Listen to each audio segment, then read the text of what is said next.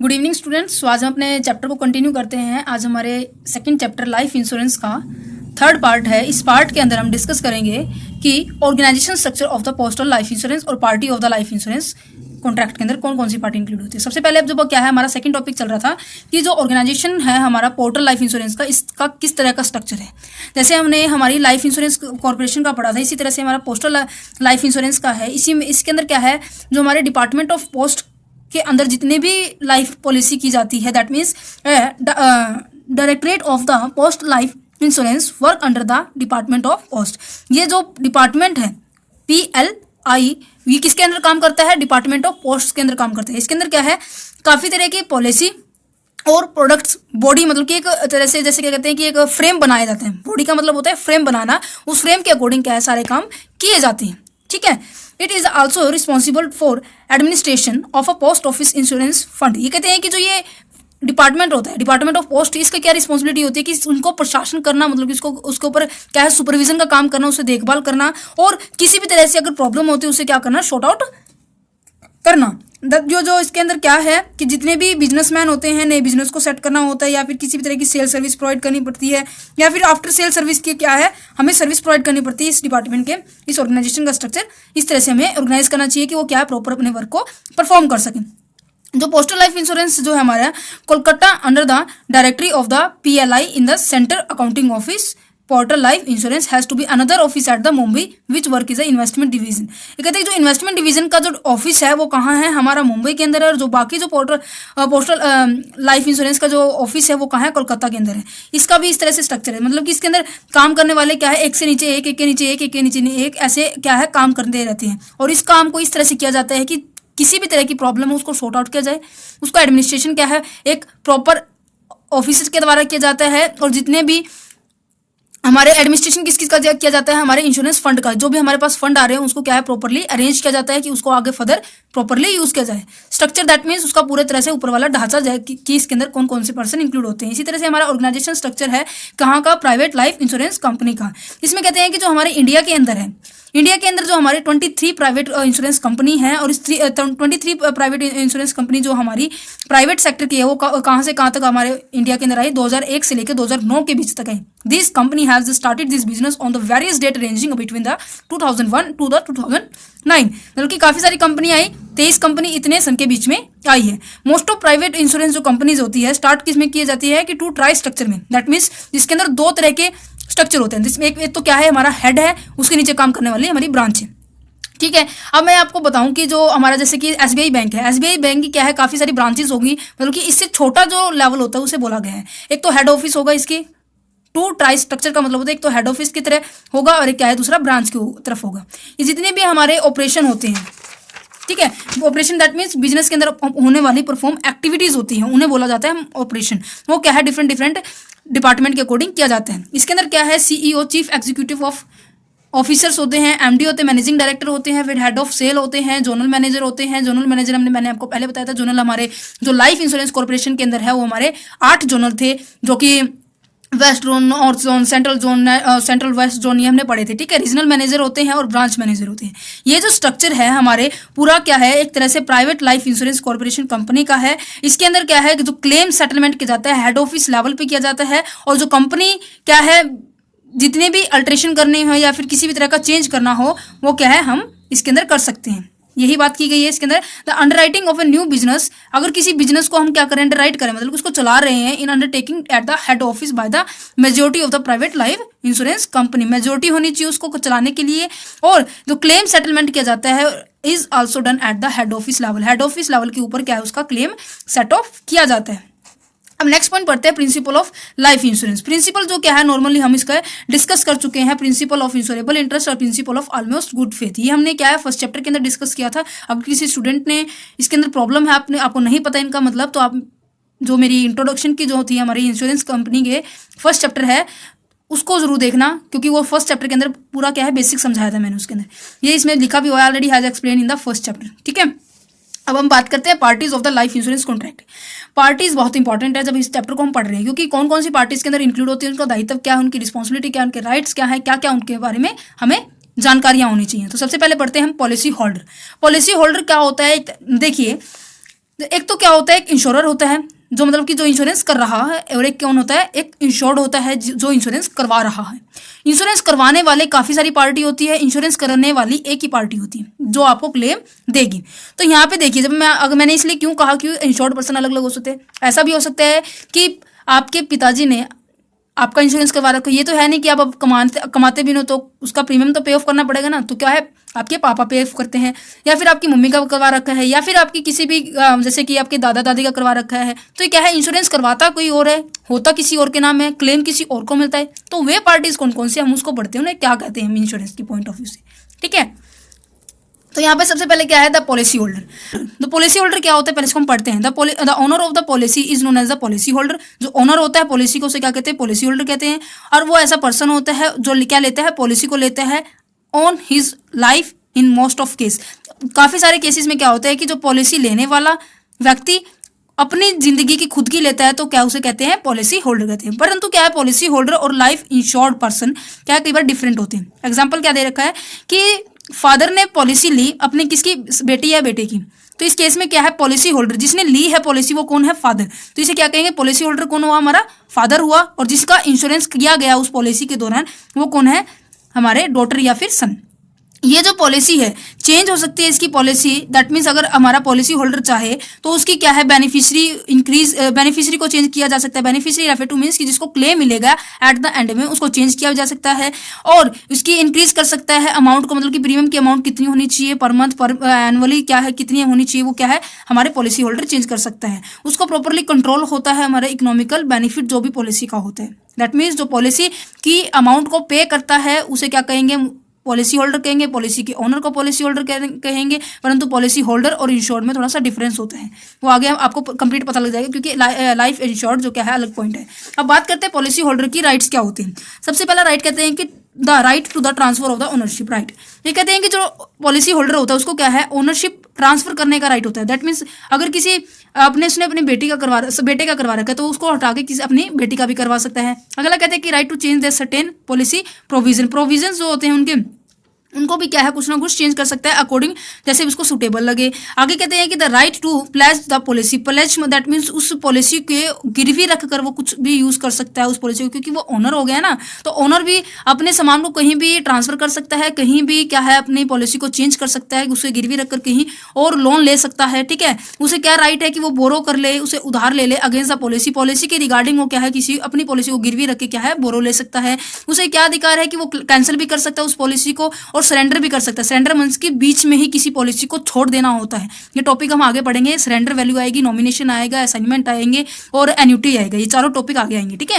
ये आगे कहते हैं कि the right to the name and the change the beneficiary. उसे राइट है कि उसका नाम और उस बेनिफिशियरी को वो क्या कर सके, चेंज कर सके। दैट मीन्स जिसको क्लेम मिलेगा एट द एंड में उसे क्या है, उसे चेंज कर सकता है। अब आपको इतना समझ नहीं आ रहा होगा कि क्लेम किसको मिलेगा, इंश्योरेंस जिसको करवा रखा उसी को मिलेगा। परंतु अब मैं आपको अगर एग्जाम्पल दूँ, ये एग्जाम्पल बहुत ध्यान से सुनना, क्योंकि ये सारा एग्जाम्पल हम पूरे पार्टीज के अंदर पढ़ेंगे। अब देखिए मैंने एक एग्जांपल लिया है कि क्या है, एक फादर है, ठीक है, मिस्टर एक्स। ये क्या है, इसकी गुड़िया है, दैट मीन्स इसकी डॉटर, और ये इसका क्या है, बेटा है, सन।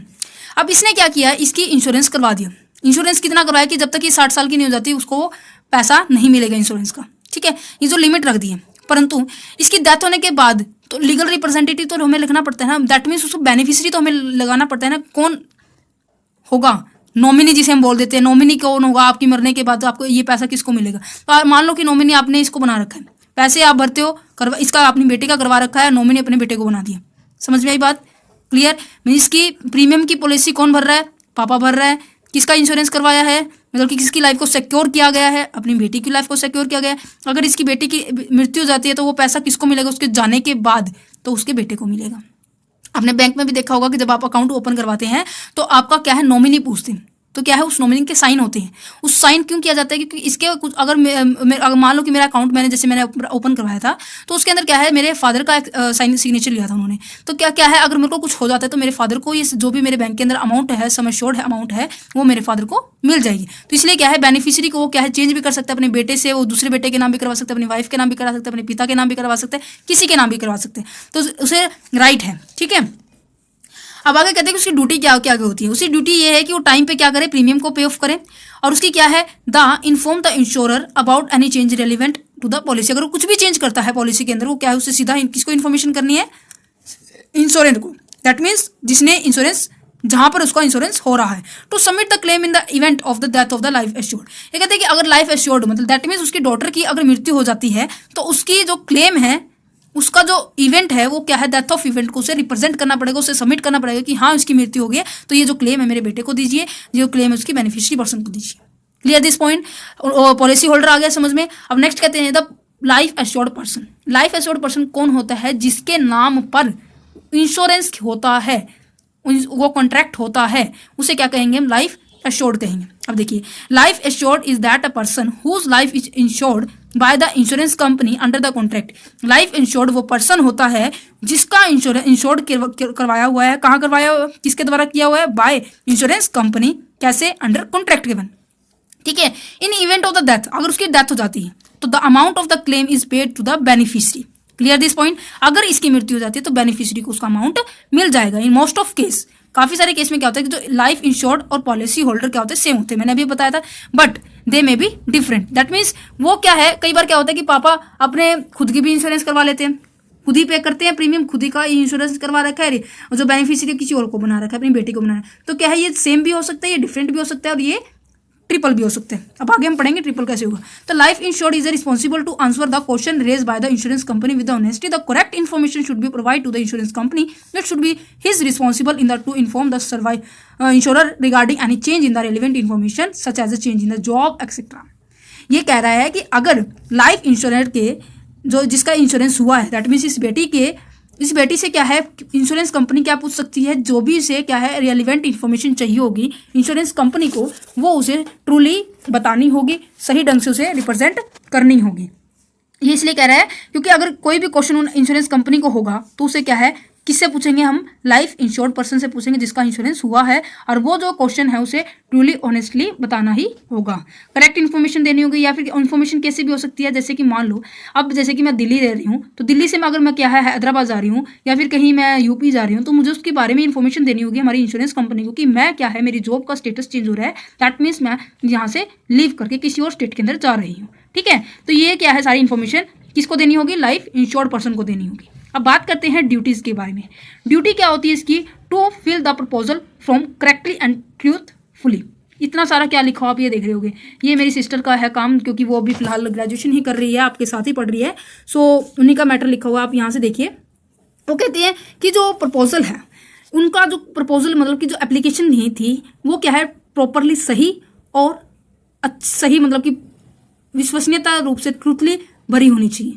उसे सिलेक्ट करना होगा, जो भी इंश्योरेंस उसे सुटेबल है उस टर्म को उसे क्या है सिलेक्ट करना होगा। To select the amount of the premium as per the suitability, उसे क्या है प्रीमियम की अमाउंट भी सिलेक्ट करनी पड़ेगी कि 12,000 सही है, 13,000 सही है, 2,000 सही है या फिर 1,000 सही है, वो प्रीमियम की अमाउंट भी क्या उसे सिलेक्ट करनी पड़ेगी। आगे कहते हैं कि to select the premium payment frequency, that means उसकी फ्रीक्वेंसी क्या है, अगर कुछ भी चेंज करवाना चाहे तो क्या है, कितनी पेमेंट की वो क्या है चेंजेस कर सकते हैं। To provide the name of the nominee, उसे अपनी नॉमिनी का नाम देना होगा, मतलब कि एट द एंड में अगर मुझे कुछ होता है तो वो पैसा किसको मिल जाए, वो पैसा हमारे नॉमिनी को मिल जाए। वो कहते हैं कि अगर नेक्स्ट छठा पॉइंट कहते हैं कि to provide the necessary document in the insurer. ये कहते हैं कि इंश्योरर को क्या है नेसेसरी डॉक्यूमेंट, जो भी उनकी नीड के अकॉर्डिंग जो भी डॉक्यूमेंट वो मंगवाना चाहते हैं वो क्या है डॉक्यूमेंट उन्हें इशू मतलब उसे उनके सामने प्रस्तुत करे, जैसे भी इंश्योरेंस कंपनी मंगवाती है। अभी कहते हैं कि to go through the policy board receives carefully. ये कहते हैं कि जो भी हमारी फॉर्मेलिटीज हो, मतलब कि जितनी भी फॉर्मेलिटी इंश्योरेंस कंपनी करवाना चाहे, जो भी इंश्योरेंस कंपनी करवाना चाहे, जैसे इन्फॉर्मेशन गेटअप करे, आपकी जॉब के बारे में लोकेशन गेटअप करे, या फिर आपकी प्रीमियम को देखा जाए कि आप कितने टाइम में भर रहे हो, टाइम पे भर रहे हो नहीं भर रहे, या फिर आपकी अमाउंट को देखा जाए, टर्म को देखा जाए, सिक्योरिटी को देखा जाए, मतलब किसी भी तरह की इन्फॉर्मेशन होती है वो आपको प्रॉपरली देनी पड़ेगी, आपकी ड्यूटी है। मतलब कि जब भी इंश्योरेंस कंपनी को आपसे काम होए तो आप क्या है तुरंत हाजिर होना चाहिए, ये आपकी इंश्योर्ड पर्सन की क्या है ड्यूटी है। अब इसकी क्या है हमारी रिस्पॉन्सिबिलिटी है। रिस्पॉन्सिबिलिटी क्या कहते हैं, ये यहाँ पे ये लिखा होगा अगर कुछ भी चेंज करवाना चाहे तो उसको चेंज करवाना होगा, और क्या है बॉन्ड की जो अगर किसी भी तरह से लॉस हो जाए उसके बारे में भी आपको इन्फॉर्मेशन देनी होगी। राइट की अगर बात करें तो राइट क्या है कि the insured can be surrender the policy within 15 days from the date of the receipt of the policy document. जब हम क्या है पॉलिसी डॉक्यूमेंट रिसीव करते हैं, मैंने आपको जब क्या है activity of the insurance company के बारे में बताया था, इसका जो हमारा थर्ड से फोर्थ टॉपिक था, हमने जो सेकंड वीडियो के अंदर कवर अप किया था कि जो इंश्योरेंस कंपनी की जो एक्टिविटीज होती है, इसके अंदर क्या है हमारा तीसरा पॉइंट क्या होता है कि जो इंश्योरेंस कंपनी क्या है पॉलिसी डॉक्यूमेंट को इशू करती है कि इसके अंदर आप क्या है अपनी इंश्योरेंस की टर्म और कंडीशन को पढ़ ले, क्योंकि इसके अंदर टर्म कंडीशन होती है। अगर आपने लेने के बाद पॉलिसी डॉक्यूमेंट ले लिया, फॉर्म ले लिया कि हाँ हम इंश्योरेंस करवाना चाहते हैं, उसके लेने के बाद अगर आप ये चाहते हो कि नहीं ये सही नहीं है, मैं इसको लेना नहीं चाहती, तो क्या है 15 दिन के अंदर अंदर उस पॉलिसी को सरेंडर कर सकते हो। सरेंडर दैट मीन्स आप उसे छोड़ सकते हो। टू रिसीव, सेकंड कहते हैं to receive the amount of the claim. आपको क्या राइट है कि आप जितना भी अमाउंट मिलता है वो क्लेम आप क्या है रिसीव करो। आप क्या है उसको बोरो भी कर सकते हो, money against the life insurance policy. Life policy को क्या है बोरो करके आप क्या है मनी भी ले सकते हो या आप विड्रॉल भी कर सकते हो। यूलिप सिस्टम के अंदर, यूलिप सिस्टम बहुत ही बड़ा कंसेप्ट है, आप उसको थोड़ा सा ब्रीफली समझिए। दैट मीन्स एक तरह से एक शेयर की तरफ कह सकते हैं, या फिर क्या है यूलिप एक तरह से शेयर है, जैसे कि हम इन्वेस्ट करते हैं ना शेयर के अंदर, वैसे ही होता है ये, ठीक है। जो आपकी मार्केट प्रेजेंट वैल्यू होगी उसके अकॉर्डिंग आपको क्या है अमाउंट दे दी जाएगी। आप उसको स्विच भी कर सकते हो, छोड़ भी सकते हो। यूलिप को कुछ भी चेंज करना हो, नेम ऑफ द बेनिफिशियरी को उसको भी चेंज कर सकते हो, नॉमिनी को चेंज करना है वो भी चेंज कर सकते हो, या किसी भी तरह के मोड ऑफ पेमेंट को चेंज करना। दैट मीन्स अगर आप क्या है कई बार कैश पेमेंट करते थे, अब क्या है लॉकडाउन की वजह से आपको क्या है पेमेंट क्या है ऑनलाइन करनी पड़ रही है, तो क्या है प्रीमियम का जो पेमेंट की अमाउंट होती है वो चेंज करना, मोड को चेंज, मोड दैट मीन्स आप कैसे पेमेंट कर रहे हो, अगर वो चेंज करना चाहते हो तो वो भी चेंज कर सकते हो। ये कहते हैं कि to receive the bonus as declare by the issue. आपको क्या है जितना भी बोनस डिक्लेयर कर रखा है, दैट मीन्स कई बार कहता है मनी बैक, आपने पढ़ा होगा मनी बैक जो पॉलिसी होती है हमारी, उसके अंदर क्या होता है कि जो पॉलिसी का जो अमाउंट तो मिलता ही मिलता है, उसमें क्या है हमें साथ में बोनस भी मिलता है। तो बोनस जो भी हमारा इंश्योरेंस कंपनी रख रखा है वो आपको रिसीव करने का अधिकार है। Clear this point. ये वीडियो मैं आपको पूरा इसमें ही आपको पूरी पार्टी समझाऊंगी, रोकने वाली नहीं हूँ, ये चाहे आधे घंटे की बने। सो इसको कंटिन्यू करते हैं, इतना पॉइंट आ गया समझ में। तो अब बात करते हैं द पेयर के बारे में। पेयर मतलब जो इंश्योरेंस प्रीमियम का जो प्रीमियम होता है, दैट मीन्स जो कंसिडरेशन क्या है एक पर्सन को पे ऑफ करना पड़ता है अगेंस्ट द सिक्योरिटी लेने के लिए, उस पर्सन को क्या कहते हैं पेयर। दैट मीन्स जो प्रीमियम की अमाउंट को पे करता है उसे क्या कहेंगे pair. The pair is a person who पे the premium of the policy. एक पैसा पर्सन जो क्या करता है प्रीमियम की पॉलिसी को पे करता है। नॉर्मली हमने अभी तक क्या पढ़े हैं, पॉलिसी होल्डर पढ़ा है, लाइफ इंश्योर्ड पढ़ा है और पेयर पढ़ रहे हैं। ये तीनों क्या है एक बारी तो क्या है सेम भी हो सकते हैं। दैट मीन्स जो पॉलिसी जो क्या है इंश्योरेंस करवा रहा है खुद का ही करवा रहा है, खुद ही प्रीमियम पे कर रहा है, खुद ही सारे काम करे, तो क्या है सारे पर्सन एक ही तरह से एक ही काम कर रहा है, तो उसे क्या हम पॉलिसी होल्डर भी बोल सकते हैं, पेयर भी बोल सकते हैं और लाइफ इंश्योर्ड भी कर सकते हैं। और दूसरा पॉइंट क्या हो सकता है कि जो पॉलिसी होल्डर क्या कौन होता है, मैंने अभी बताया था, जो क्या है प्रीमियम का ओनर होता है, जो प्रीमियम की अमाउंट को पे करता है। दैट मीन्स पॉलिसी का ओनर होता है और प्रीमियम की अमाउंट को पे करता है। ये दोनों एक भी हो सकते हैं और इंश्योरेंस किसी और का करवाए, ये पापा है ये इसकी बेटी है। और कई को दूसरे केस के अंदर क्या हो सकता है कि ये पॉलिसी लेने वाला कोई और है, प्रीमियम कोई और भर रहा है और क्या है उसका इंश्योरेंस किसी और पर्सन का हो रहा है, तो ये क्या है सारे डिफरेंट भी हो सकते हैं। बट द पेयर में not be the insured, pair कभी भी इंश्योर्ड नहीं हो सकता। तो इसलिए जो पेयर होता है हमारा वो क्या है इंश्योर्ड नहीं हो सकता। कई बार क्या है केस क्या कहते थे कि policy holder will be the pair, A policy holder can purchase the policy of that person. जो पॉलिसी होल्डर होता है, पॉलिसी होल्डर मैंने आपको पहले बता दिया कि पॉलिसी होल्डर कौन होता है, कि पॉलिसी का जो ओनर होता है उसे बोलते हैं, राइट। तो जो पॉलिसी होल्डर क्या कर सकता है उसे परचेज कर सकता है पॉलिसी को उस पर्सन के लिए जिसके लिए उसका इंश्योरेबल इंटरेस्ट बनता हो। इंश्योरेबल इंटरेस्ट के बारे में भी मैंने पहले बात कर चुकी हूँ, जो हमारा प्रिंसिपल था फर्स्ट चैप्टर के अंदर हमने पढ़ा था कि पॉलिसी होल्डर उस पॉलिसी को परचेज कर सकता है for that person only in which he has insurable interest, जिसके प्रति उसका क्या है इंश्योरेबल इंटरेस्ट है। थोड़ा सा ब्रीफली बता देती हूँ। इंश्योरेबल इंटरेस्ट वो होता है जिसके ना होने से, जिसके प्रक्रिया होने से आपको क्या है किसी भी तरह का फाइनेंशियल लॉस होता है, डायरेक्टली क्या है फाइनेंशियल लॉस होता है किसी पर्सन को, उसे हम क्या बोलते हैं हम इंश्योरेबल इंटरेस्ट उसके प्रति। तो इसलिए कहते हैं कि जो हमारा पेयर होता है वो एक तरह से क्या है प्रीमियम की पॉलिसी को पे ऑफ करने वाला पर्सन होता है। अब बात करते हैं बेनिफिशियरी के बारे में। बेनिफिशियरी एक तरह से क्या होता है, वो पर्सन होता है जिसको आफ्टर डेथ के बाद जो क्लेम रिसीव होने वाले पर्सन को बोला गया है। ये जो क्या है एक तरह से जैसे beneficiary is a one who is a name और authorised to receive the proceed of the death claim. जो भी जिसका भी नाम लिखा हुआ है और जो ऑथराइज्ड है, मतलब कि जिसका उस लीगल रिप्रेजेंटेटिव के अंदर जो नाम लिखते हैं ना कि हमें मेरे बाद मेरे जो पैसे हैं वो किसको मिलने चाहिए, मेरे ऑथराइज्ड मतलब कि उसके अंदर जो लिखा होगा उसको मिलेंगे। Receive the proceed of the death claim, जो डेथ का जो क्लेम है उसे मिल जाएगा।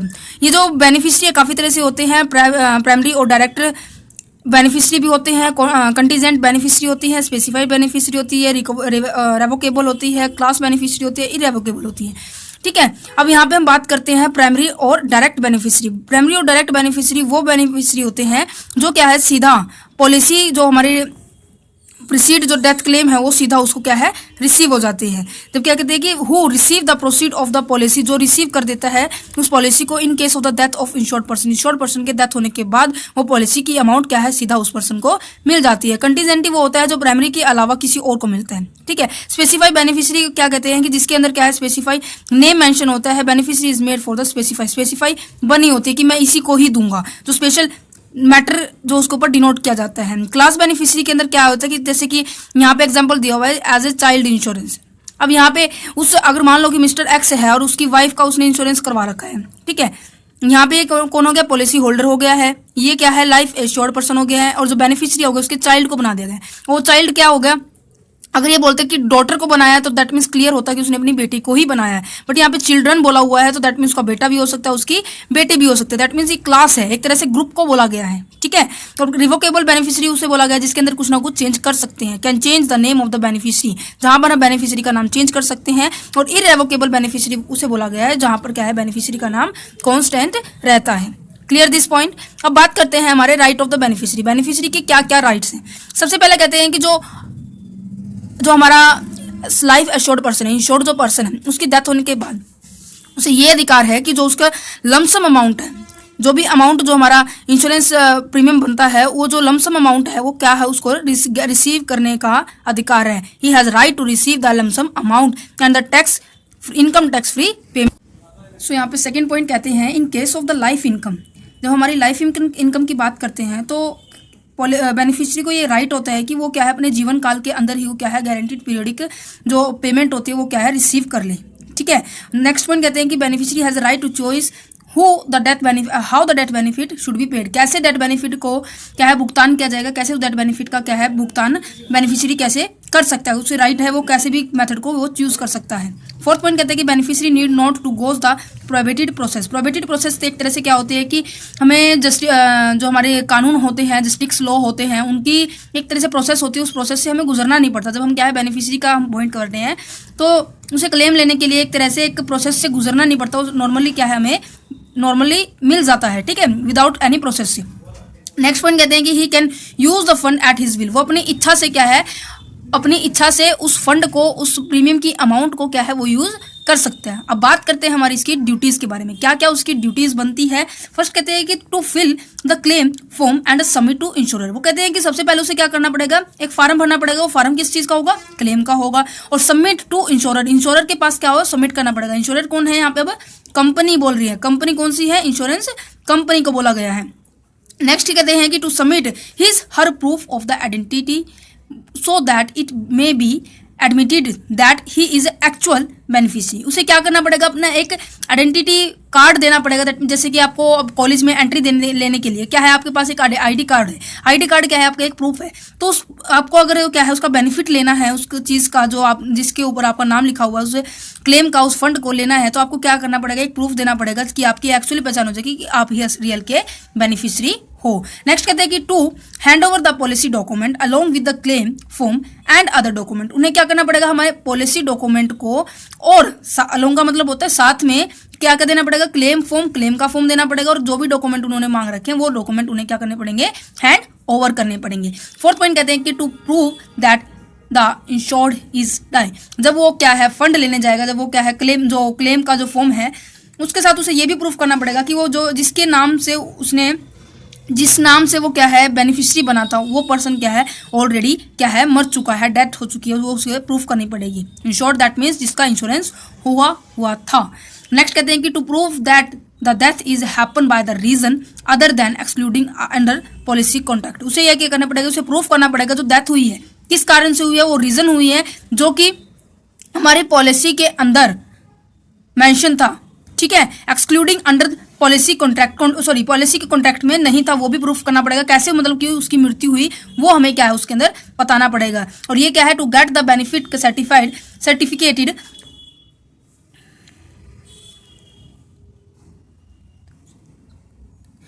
सिक्स पॉइंट अब यहाँ पे 6 पॉइंट कहते हैं कि जो डॉक्यूमेंट होगा, जो इंश्योरेंस ने जो भी हमारी इंश्योरेंस कंपनी ने मांग रखा होगा, वो डॉक्यूमेंट सारे क्या है उनके सामने रिप्रेजेंट करने पड़ेंगे जो अगर बेनिफिशियरी को क्लेम रिसीव करना है तो। अब बात करते हैं इंश्योरर। इंश्योरर क्या कौन होता है? एक तरह से एक वो पर्सन, मैंने स्टार्टिंग से पढ़ते आ रहे, नॉर्मली जो हमारी जब इंश्योरेंस की कंपनी पढ़ते हैं तो इंश्योरेंस की कंपनी के साथ साथ हम क्या है, दो पार्टीज इंक्लूड करते हैं, एक इंश्योरर और एक इंश्योर्ड। अब यहाँ पे हमने इतनी सारी पार्टीज डिस्कस कर लिया, that is the last party insurer. Insurer means की एक ऐसी कंपनी जो क्या है इंश्योरेंस कर रही है, आपके क्लेम को पे ऑफ करने के लिए वो क्या है रिस्पॉन्सिबिलिटी अपने ऊपर ले रही है। तो यहाँ पे कहते हैं कि insurer is a person who undertake to indemnify the insured or undertake the pay the sum assured। एक तरह से एक ऐसा पर्सन होता है जो कि लेता है उसकी क्षतिपूर्ति किसकी? इंश्योर्ड की, और वो उसके बदले में क्या करता है, उससे सम एश्योर्ड अमाउंट रिसीव करता है। सम एश्योर्ड अमाउंट क्या है, अगर यहाँ पे बात करी जाए तो वो क्या है, स्टार्टिंग में उसे प्रीमियम पे ऑफ करनी पड़ती है। नॉर्मली क्या है, हमारी जो इंश्योरेंस कंपनी है काफ़ी सारी है जो हमने पहले ही पढ़ चुके हैं, ठीक है। कंपनी के एक्ट के अंदर अलग काम करती है, जो हमारी पार्टनरशिप है उसके अंदर अलग काम करती है। और यहाँ पे अब इसके राइट पढ़ते हैं। राइट क्या है हमारे इंश्योरर के राइट है कि to get the correct information from the proposer regarding age, residence, occupation, health and the family. ये कहते हैं कि इंश्योरर को ये अधिकार है कि वो जिसका भी इंश्योरेंस कर रहा है ना, उसके बारे में सही तरह की इन्फॉर्मेशन ले, करेक्ट इन्फॉर्मेशन ले, कि उसकी एज कितनी है, वो कहाँ रह रहा है, उसका ऑक्यूपेशन क्या मतलब उसका व्यवसाय क्या है, उसकी हेल्थ कैसी है, उसकी फैमिली में मेंबर कितने हैं, ठीक है। उसे ये भी to get the health of the proposer investigated before the accepting the proposal. ये कहते हैं कि जो हमारे उसे अधिकार है कि जो हेल्थ है किस चीज़ की, जो इंश्योरेंस करवा रहा है वो क्या प्रॉपरली इन्वेस्टिगेटेड होना चाहिए, किसके पहले, प्रपोजल को एक्सेप्ट करने से पहले। मतलब जो प्रपोजल उन्होंने एप्लीकेशन फॉर्म भरी थी उस प्रपोजल को एक्सेप्ट करने से पहले उसकी क्या है, पूरा हेल्थ के बारे में पता होना चाहिए कि उसको शुगर तो नहीं है, हाई ब्लड प्रेशर तो नहीं है, मतलब जो भी प्रॉब्लम होती है हमारे शरीर के अंदर वो किसी भी तरह से ग्रस्त तो नहीं है वो पर्सन, ठीक है। थर्ड पॉइंट कहते हैं the company has right to cancel the policy or reject a claim if company within 2 year of the insurance of policy receive any material information which is not disclosed by the insured। ये बहुत important बात कहते हैं कि अगर insurer के द्वारा insured person के द्वारा इंश्योरेंस कंपनी को किसी भी तरह के बात को छुपाया और वो बात क्या है 2 साल के बाद इंश्योरेंस कंपनी को अपने आप पता लग जाती है, तो वो पॉलिसी को रिजेक्ट कर देगा। आपने जितना भी क्लेम फिलअप किया है, जितनी भी प्रीमियम भरी है, वो सारी क्या है रिजेक्ट हो जाएगी। ये बात बहुत इंपॉर्टेंट है। नेक्स्ट कहते हैं कि to receive the amount of premium on time, उसे अधिकार है कि वो क्या है प्रीमियम की अमाउंट रिसीव करे जब वो क्या है प्रपोजल को एक्सेप्ट करे, जब पॉलिसी डॉक्यूमेंट को पूरी तरह से फिलअप कर सके। नेक्स्ट कहते हैं कि 5th पॉइंट कहते हैं कि the insurer has a right to reject the proposal due to any reason. Insurer को ये भी राइट है कि वो प्रपोजल को क्या है रिजेक्ट कर सकता है किसी भी रीजन से। रीजन क्या हो सकता है? Due to age, health, family history, unsounded mind. क्या है, अगर कोई भी चीज़ बाद में पता लगे तो क्या उस रीजन से वो क्या है कैंसिल कर सकता है। ये आपको पता लग गया होगा अनसाउंड माइंड क्या होता है, मतलब कि जो अपने डिसीजन खुद नहीं ले सकता, उसे बोला जाए, उसे पर्सन को बोलते हैं। नेक्स्ट कहते हैं the insurer has a right to know the change in the residence, occupation, health of the insured between the policy term. ये कहते हैं कि इंश्योरर को ये भी अधिकार होना चाहिए, ये भी अधिकार है कि अगर जो जिसने इंश्योरेंस करवा रखा है उसके अगर कोई ऑक्यूपेशन के अंदर चेंज आ जाता है या फिर वो अपने जो रहने वाला स्थान है उसको छोड़ के कहीं और स्थान पे जा रहा है, तो उस सभी बारे में इंश्योरेंस कंपनी को पता होना चाहिए, राइट। दैट मीन्स कि किसी भी तरह का इंश्योर्ड पर्सन के लाइफ के अंदर कुछ भी चेंज आए तो वो पॉलिसी टर्म के रिगार्डिंग बिलोंगिंग करता है, तो क्या है इंश्योरेंस कंपनी को उसके बारे में इंफॉर्मेशन होनी चाहिए। 7th पॉइंट कहता है the insurer has right to reject the claim of the lapsed policy. ये कहते हैं कि इंश्योरर को ये भी राइट है कि वो उसके क्लेम को रिजेक्ट कर दे। कब करेगा? जब वो क्या है पॉलिसी को लैप्स करेगा, दैट मीन्स उसके बीच में गैप करेगा कि अगर वो उसमें किसी भी तरह की फॉर्मेलिटी को पूरा नहीं करता, फॉर्मेलिटी लेट से की है, तो उस पर इंश्योरेंस कंपनी को अधिकार है कि वो उनकी रूल रेगुलेशन को फॉलो नहीं कर रहा तो उसकी क्लेम को रिजेक्ट किया जा सकता है। नेक्स्ट इनकी ड्यूटीज पढ़ते हैं। ड्यूटीज के बारे में बात करें तो कहते हैं कि सबसे पहले कहते हैं कि to disclose all the classes and the conditions of the policy to the insured clearly and with honesty.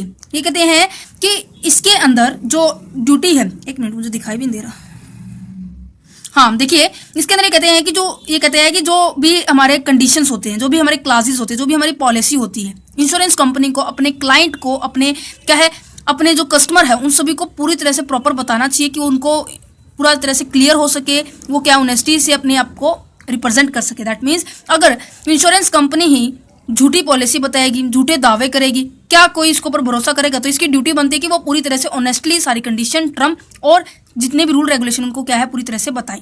ठीक है, अब यहाँ पे कहते हैं कि to clarify all the pros and the cons of the policy. That means जितनी भी पॉलिसी के यहाँ पे लिखा भी हुआ है, क्या लिखा हुआ है? भला बुरा, मतलब कि जो हमारे क्लाइंट है उनके भले बुरे के बारे में बताना। दैट मीन्स जो भी काफ़ी सारी पॉलिसी, जरूरी नहीं होती सारी पॉलिसी सभी के लिए हेल्पफुल होती है, अलग अलग पॉलिसी अलग अलग पर्सन के लिए हेल्पफुल होती है। तो यहाँ पे क्या है, जो भी पॉलिसी जिस भी पर्सन को सुटेबल करे तो वो क्या है उसे रिसीव कर सकता है। तो इंश्योरर को क्या है, उनके प्रोज एंड कॉन्स भी बताने होंगे कि क्या आपके लिए सही है, क्या आपके लिए गलत है।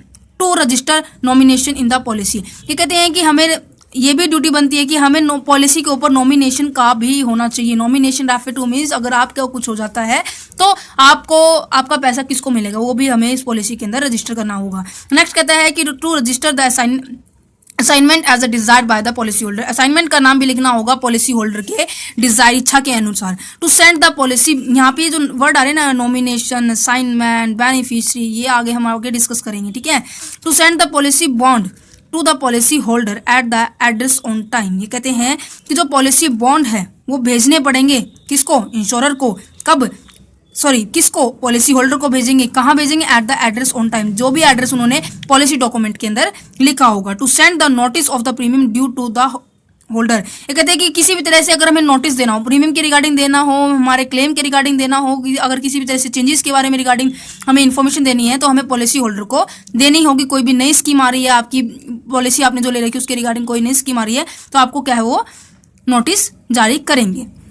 नेक्स्ट कहता है कि to refund the amount and the cancel the policy, वो वापस करेंगे अमाउंट, जो आपका प्रीमियम बनता है, जो आपका जो फंड बनता है उसको वो क्या करेंगे? वापस करेंगे। And cancel the policy, policy को कैंसिल भी कर सकते हैं if the policy holder wish show with in free lock period. That means अगर कोई पॉलिसी होल्डर अपनी पॉलिसी को रोकना चाहता है, दैट मीन्स छोड़ना चाहता है, सरेंडर करना चाहता है, तो with in lock period, that means हमारा जो 15 डेज का लॉक पीरियड होता है, मतलब कि 15 दिन के अंदर अंदर आप क्या है वापस अपनी पॉलिसी को छोड़ सकते हो। वो भी क्या है इसके अंदर हम ये भी क्या है उन्हें बताना होगा कि आपका लॉक पीरियड कितना होगा, आप कैंसिल कर सकते हैं। ठीक है, ये कहते हैं कि to make the payment of the due amount of the policy holder or his nominee on the time, बिना किसी फॉर्मेलिटी के किए हुए उन्हें क्या है क्लेम जो है उसके जो पेमेंट है वो क्या है रिसीव हो जानी चाहिए, या तो उसको पॉलिसी होल्डर खुद को रिसीव होने जानी चाहिए या वो जो नॉमिनी है उसको मिल जानी चाहिए। नेक्स्ट कहता है कि जो insurer has a pay the claim in all case if the policy holder remain alive for 2 और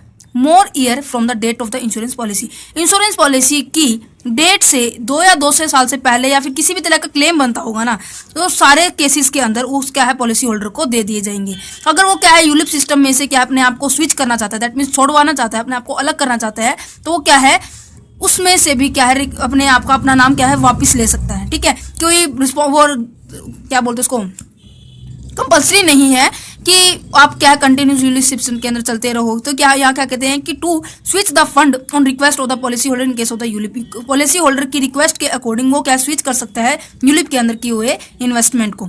ठीक है, अब नेक्स्ट वीडियो के अंदर हम बात करेंगे condition and the term of the policy and effect of the non compliances, और ये बहुत ही लंबा चैप्टर है, हम साथ साथ करते रहेंगे। ये हमारा तीसरा पार्ट था जिसके अंदर हमने बात की हमारे ऑर्गेनाइजेशन स्ट्रक्चर्स के बारे में और पार्टीज जो हमने इसके राइट एंड ड्यूटीज। अगर किसी बच्चे को किसी भी पॉइंट के अंदर दिक्कत है या फिर कोई पॉइंट मुझसे छूट गया क्योंकि इतना लंबा लेक्चर लिया मैंने अभी, सो बता देना मुझे कमेंट करके। वीडियो अच्छा लगा तो जरूर शेयर करना और लाइक भी करना।